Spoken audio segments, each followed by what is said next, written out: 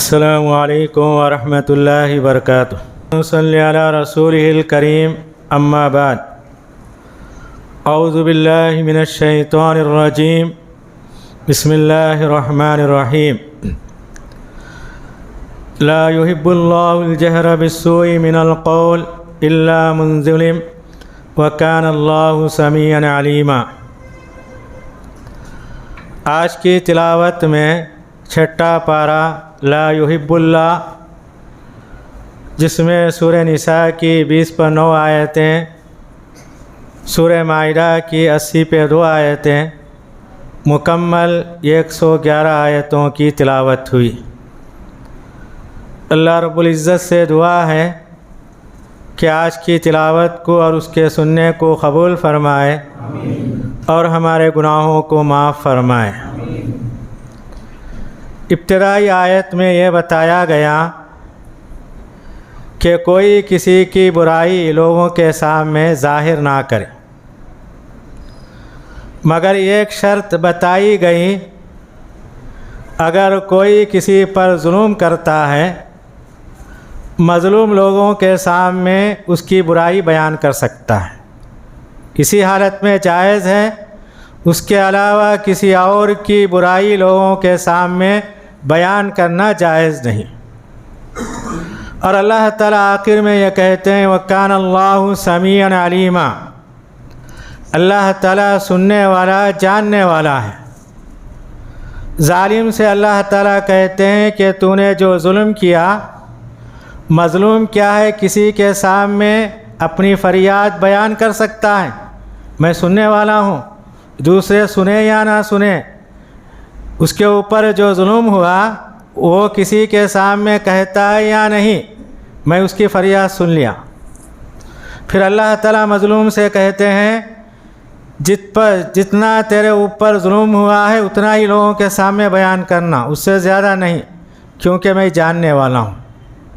تو دوسری آیت کے اندر اللہ تعالیٰ کہتے ہیں کہ لوگ کیا ہیں، مختلف قسم کے نیکیاں کرتے ہیں۔ 3 نیکیاں بتائی گئیں۔ اگر کوئی نیکی کرتا ہے، اسے بتاتا ہے لوگوں کے سامنے، اس کا بھی ثواب ہے، مگر دکھانے کا ثواب کم ہوتا ہے۔ پھر اللہ تعالیٰ کہتے ہیں کوئی نیکی کرتا ہے، کسی کو پتہ نہیں چلتا، اس کا ثواب زیادہ ہے۔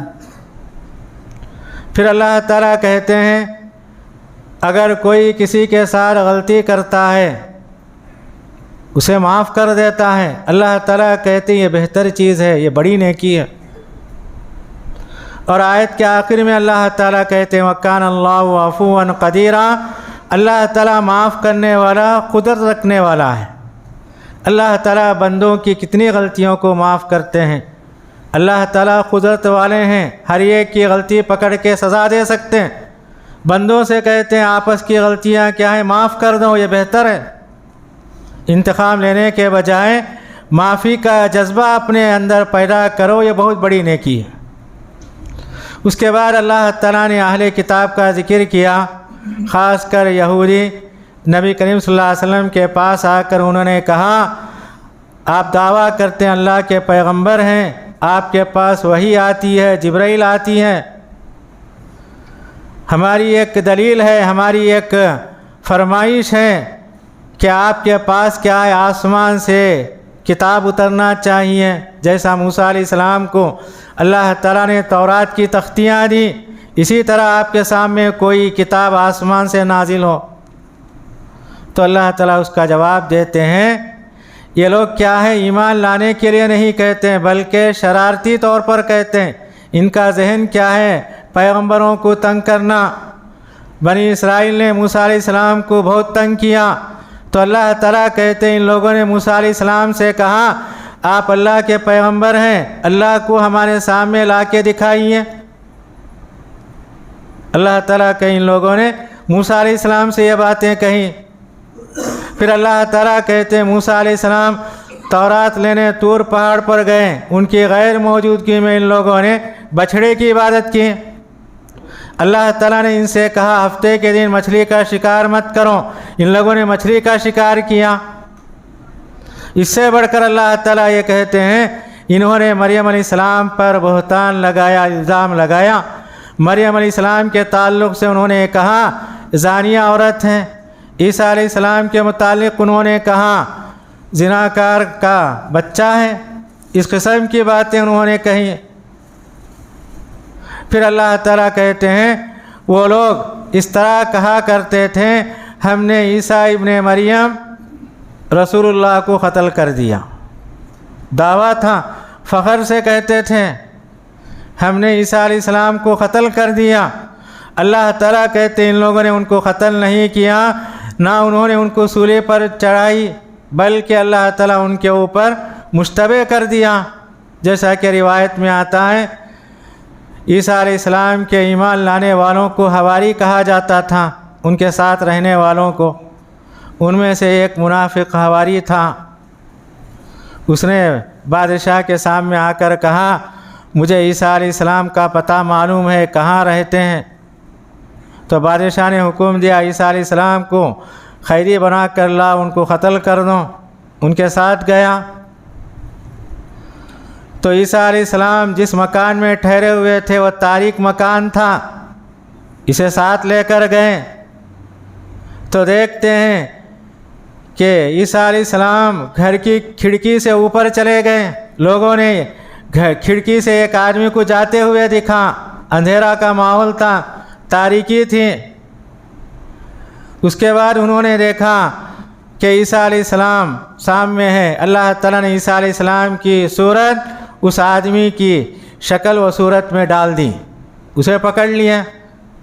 پھر اللہ تعالیٰ کہتے ہیں لوگوں کو شک ہو گیا ہم جس آدمی کو ساتھ میں لے کے گئے تھے وہ کہاں غائب ہو گیا؟ تو اللہ تعالیٰ کہتے ہیں ان لوگوں نے عیسیٰ علیہ السلام کو نہ قتل کیا نہ صلیب پہ چڑھائے، بلکہ اللہ تعالیٰ نے ان کی صورت اور شکل کسی اور آدمی کے صورت میں ڈال دی، اسے لوگوں نے پکڑ لیا، ان کو کیا کیے؟ صلیب پر چڑھائے اور ان کو کیا کرے؟ ان کو قتل کر دیے۔ اس قسم کا ان کا الزام تھا، تو اللہ تعالیٰ نے ان کے الزام کی تردید کی۔ اس کے بعد اللہ تعالیٰ نے عیسیٰ علیہ السلام کے تعلق سے یہ کہا کہ ان لوگوں نے عیسیٰ علیہ السلام کو بڑا چڑھا کے لوگوں کے سامنے پیش کیا۔ تو اللہ تعالیٰ کہتے ہیں عیسیٰ علیہ السلام کی جو پوزیشن ہے اسی پوزیشن کو برقرار رکھو، اسے زیادہ بڑھانے کی ضرورت نہیں ہے۔ انما المسیح عیسیٰ ابن مریم رسول اللہ، یقیناً مسیح عیسیٰ ابن مریم، عیسیٰ کون تھے؟ مریم کے بیٹے تھے، اور اللہ تعالیٰ کہتے ہیں وہ اللہ کے پیغمبر تھے، اور اللہ تعالیٰ نے اپنے کلمے سے ان کو پیدا کیا۔ اللہ کا کلمہ کیا تھا؟ کن، یعنی کسی چیز کے بارے میں اللہ تعالیٰ کہتے ہیں ہو، وہ چیز ہو جاتی ہے۔ تو اللہ تعالیٰ نے مریم علیہ السلام کے پیٹ میں روح کو ڈال کے کہا کہ بچہ ہو جا، تو ان کے پیٹ میں عیسیٰ علیہ السلام پیدا ہو گئے۔ تو اللہ تعالیٰ کہتے ہیں یہ میری مخلوق ہے، ماں کے پیٹ سے وہ پیدا ہوئے، میرے برابری کا درجہ کیسے حاصل کر سکتے ہیں؟ اور اللہ تعالیٰ کہتے ہیں عیسیٰ علیہ السلام کو اللہ کے بندے ہونے پر کبھی بھی شرم نہیں آئی، تم ان کو خدا کا درجہ کیسا دے سکتے ہو؟ جب عیسیٰ علیہ السلام کی پیدائش ہوئی تو مریم علیہ السلام گود میں لے کر عیسیٰ علیہ السلام کو اپنے قوم کے پاس آئیں۔ قوم والوں نے کہا اے مریم تمہارے باپ کیا تھے؟ اچھے آدمی تھے، برے آدمی نہیں تھے۔ آپ کی والدہ کیا تھی؟ نیک خاتون تھی، بری خاتون نہیں تھی، تمہارے ہاتھ میں کیا ہے؟ تو مریم علیہ السلام نے کہا بچہ تم سے بات کرے گا، بچے کی طرف اشارہ کی۔ تو عیسیٰ علیہ السلام نے کہا انی عبداللہ، میں اللہ کا بندہ ہوں۔ تو اللہ تعالیٰ کہتے ہیں عیسیٰ علیہ السلام کو اللہ کا بندہ کہنا ان کو شرم نہیں تھا، عار نہیں تھی۔ تم کس طرح ان کو اللہ کے ساتھ ملاتے ہو، ان کا بیٹا کہتے ہو، یا تین میں سے ایک خدا کا درجہ کیسے دے سکتے ہو؟ پھر اللہ تعالیٰ کہتے ہیں عرب والوں نے فرشتوں کو اللہ کی بیٹیاں قرار دیں۔ فرشتے کیا اللہ کی مخلوق ہیں؟ فرشتے کیا اللہ کے مخلوق ہونے کو ان کو پسند ہے؟ تم فرشتوں کو اللہ کی بیٹیاں بنا کر اللہ کے ساتھ رشتہ جوڑنا یہ مناسب نہیں۔ اس کے بعد والی سورہ سورہ مائدہ ہے۔ مائدہ کا معنی دسترخوان، 7ویں پارے میں اس کا ذکر ہے۔ تو اس سورہ کے اندر اللہ تعالیٰ یہ کہتے ہیں تعاونوا علی البر والتقوی، آپس میں تقوی کے کام، نیکی کے کام میں مدد کرو۔ تقوی وہ ہے اللہ کی رضامندی کے لیے آپس میں مل کر کام کریں۔ بر کے معنی کیا ہے؟ لوگوں کے تعلقات جو شریعت نے بتائی ہے، اخلاق کے اعتبار سے جو کام ہوتے ہیں، جو بھی تعلقات ہوتے ہیں، اللہ تعالیٰ کہتے ہیں اسے جوڑو۔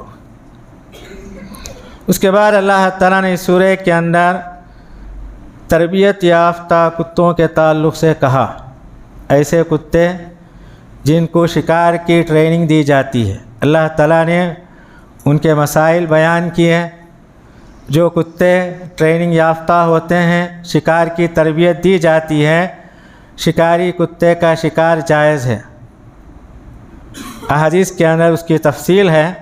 یہاں بتایا گیا پہلے کتا ٹریننگ والا ہو، اسے ٹریننگ دیا گیا ہو۔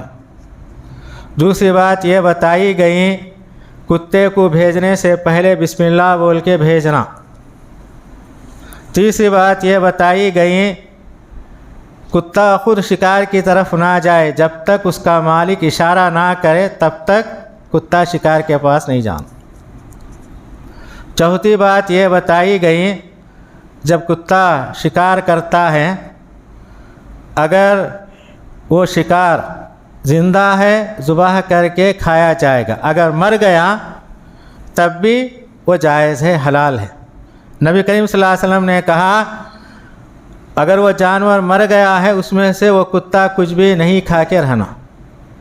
اور آخری بات یہ بتائی گئی شکاری کتا ہے، شکار کیا ہے، اس کے ساتھ اور ایک کتا نہ ہو، کیونکہ معلوم نہیں یہ شکار کیا وہ شکار کیا، کیونکہ وہم شک پیدا ہو گیا۔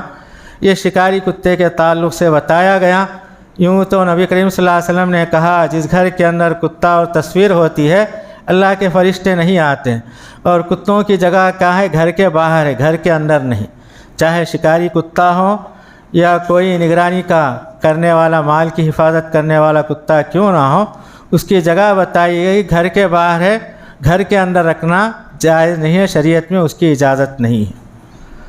علامہ ابن قیم علیہ رحمہ کہتے ہیں کتوں کی کتنی بڑی فضیلت ہے۔ یہ کتا جو ٹریننگ دیا گیا، ایک گلی کا کتا ہے جسے علم دیا گیا، وہ شکار کرتا ہے، اس کا شکار جائز ہے۔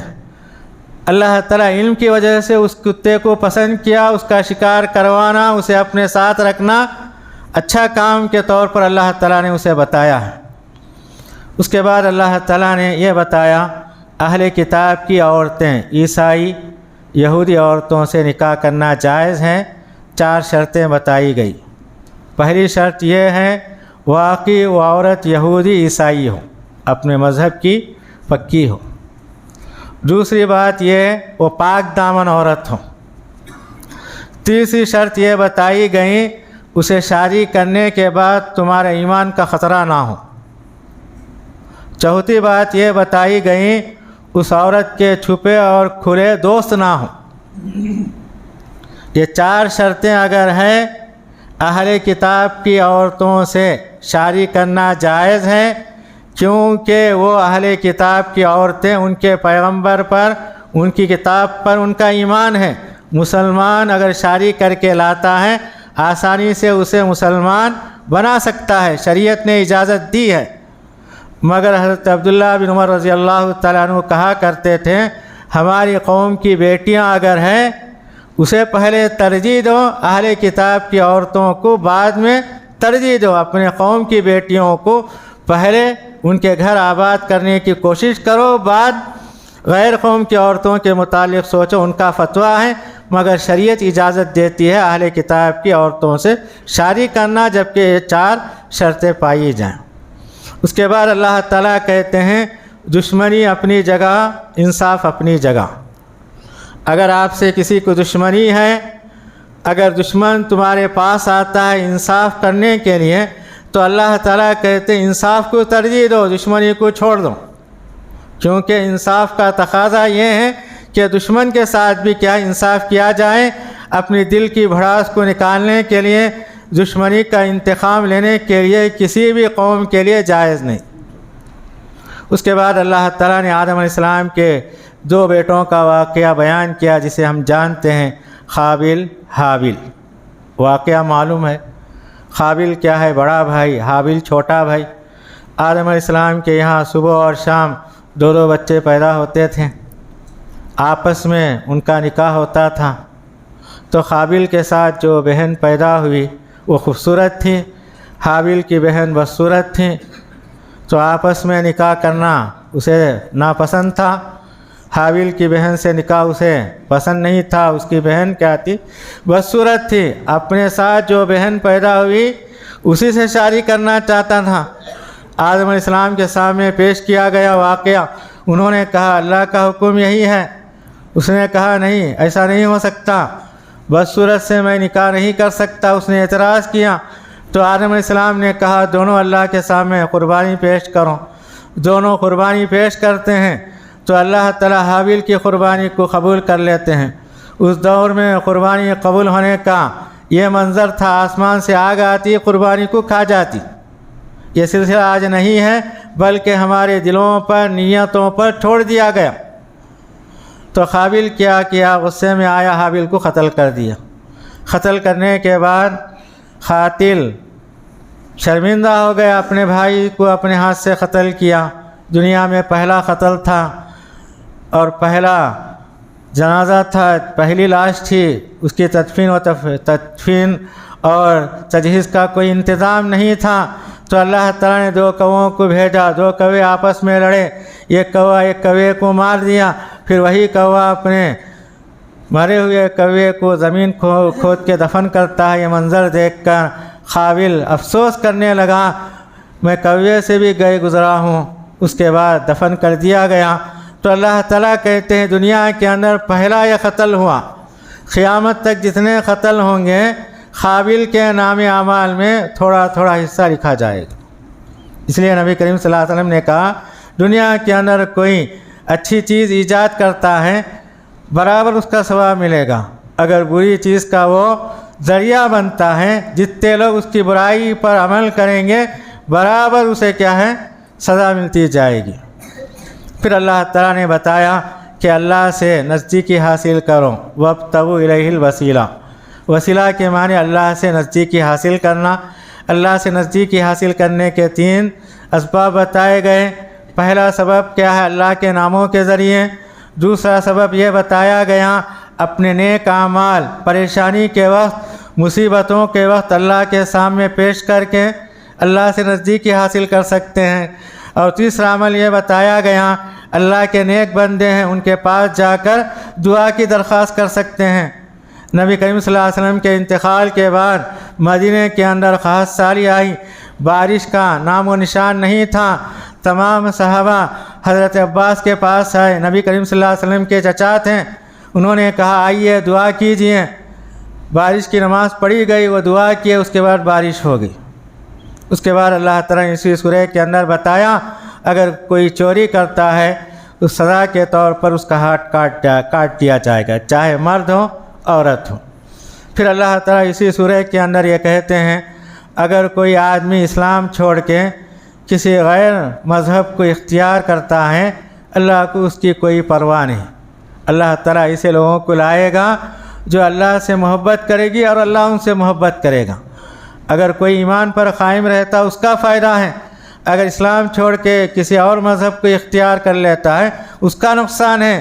دنیا میں اللہ تعالیٰ بے شمار لوگوں کو لائیں گے جو اس کی عبادت کرنے والے ہوں گے، اس سے محبت کرنے والے ہوں گے، اور اللہ بھی ان سے محبت کرنے والا ہوگا۔ اس کے بعد اللہ تعالیٰ یہ کہتے ہیں کہ بنی اسرائیل پر جو لعنت نازل ہوئی، لعنت اس وجہ سے نازل ہوئی وہ برائی کا حکم لوگوں کو دیا کرتے تھے۔ لوگوں کو کیا ہے؟ اچھائی کا حکم نہیں دیتے تھے، برائی کرتے لوگ دیکھتے تھے، خاموش رہ جاتے تھے۔ تو اللہ تعالیٰ نے عیسیٰ علیہ السلام کے زبان پر اور داؤد علیہ السلام کے زبان کے ذریعے اللہ تعالیٰ ان کے اوپر لعنت کو نازل کر دیا۔ اور پارے کے آخر میں اللہ تعالیٰ یہ کہتے ہیں مسلمانوں کے سب سے خطرناک دشمن یہودی ہے، اس کے بعد کیا ہے؟ مشرکین ہے، اس کے بعد عیسائی ہے۔ تو بہرکیف آج کے پارے کے اندر یہ چند اہم باتیں ہمارے سامنے آئی۔ اللہ سے دعا ہے کہ اللہ تعالی ہم تمام کو قرآن پڑھنے، سمجھنے اور اس پر عمل کرنے کی توفیق عنایت فرمائے۔ ایک سوال یہ ہے، زکوٰۃ کے پیسوں سے افطار پارٹی کا چندہ دے سکتے ہیں؟ زکوٰۃ کیا ہے؟ شریعت نے یہ بتایا اس کا میل ہے، اس کے مال کا میل ہے، کچیل ہے۔ یہ صرف کیا ہے؟ غریبوں کا، محتاجوں کا حصہ ہے۔ افطار پارٹی میں جہاں دولت مند غریب تمام کے تمام آتے ہیں تو افطار پارٹی وغیرہ زکوٰۃ کا نصاب نہیں ہے۔ زکوٰۃ کے 8 نصاب بتائے گئے قرآن مجید کے اندر، فقیر، مسکین، نو مسلم، جو قرض میں ڈوبا ہوا ہے، اللہ کے راستے میں، یہ تمام مصارف ہے، اس کے اندر افطار پارٹی مصرف نہیں ہے۔ اس وجہ سے زکوٰۃ جن دونوں کو دینا ہے انہی لوگوں کو دی جائے گی، ان چیزوں میں استعمال کرنا مناسب نہیں۔ فی سبیل اللہ، اللہ کے راستے میں، اس سے علماء کیا بڑے مدرسے